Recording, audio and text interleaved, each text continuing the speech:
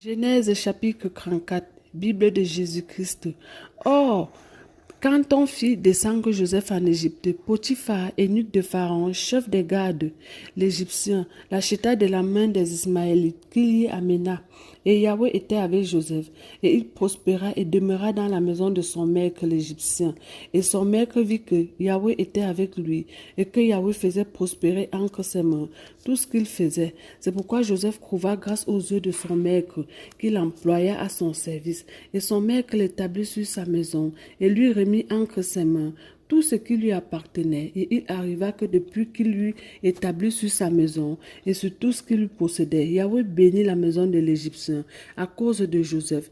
Et la bénédiction de Yahweh fut sur tout ce qui lui appartenait, soit à la maison, soit au champ.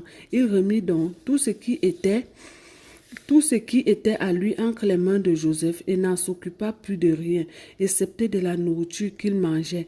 Or, Joseph était beau de taille, beau de figure.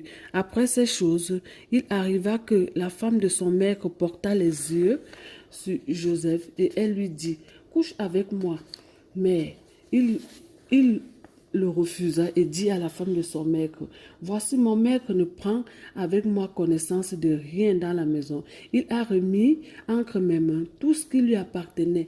Il n'y a personne dans cette maison qui soit plus grand que moi et il ne m'a rien interdit excepté toi, parce que tu es sa femme.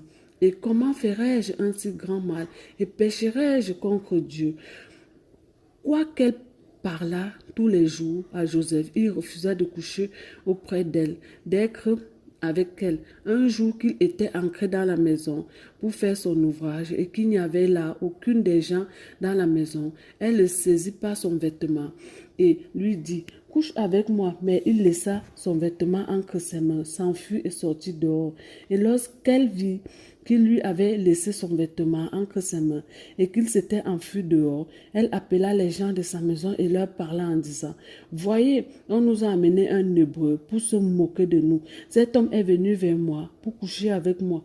Mais j'ai crié à haute voix et dès qu'il a entendu que j'élevais ma voix et que je criais, il a laissé son vêtement à côté de moi et s'est enfui dehors. Et elle garda le vêtement de Joseph jusqu'à ce que son maître rentre à la maison. Alors elle lui parla en ces mêmes termes et dit, « Le serviteur hébreu que tu as amené est venu vers moi pour se moquer de moi. Mais comme j'ai élevé ma voix et que j'ai crié, il a laissé son vêtement à côté de moi et s'est enfui. » Et sitôt que le maître de Joseph eut entendu les paroles de sa femme, qui lui disait, « Ton serviteur m'a fait ce que je t'ai dit. » Sa colère s'enflamma. Et le maître de Joseph le prit et le mit dans une étroite prison, dans l'endroit où les prisonniers du roi étaient enfermés. Et il fut là en prison. Mais Yahweh fut avec Joseph. Il étendit sa bonté sur lui et lui fit trouver grâce auprès du chef de prison. Et le chef de la prison mit entre les mains de Joseph tous les prisonniers qui étaient dans la prison et tout ce qui y avait à faire. Il le faisait. Le chef de la prison ne prenait aucune connaissance de ce que Joseph avait en main parce que Yahweh était avec lui et Yahweh faisait prospérer tout ce qu'il faisait. Béni soit le nom du Seigneur.